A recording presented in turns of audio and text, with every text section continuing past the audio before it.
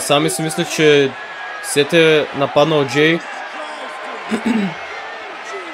Не иска да го върне, обаче да се го върне за Джей, ама най-вероятно ще остави стола.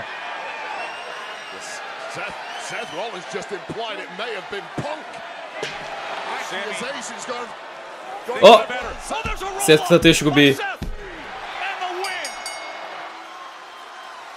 He convinced him it wasn't me who attacked Jey Uso. Here is your winner, Seth freaking Rollins. Брат, какво се случва? Then took advantage against a disarmed Sami Zayn. Кой е нападнал Джей тогава?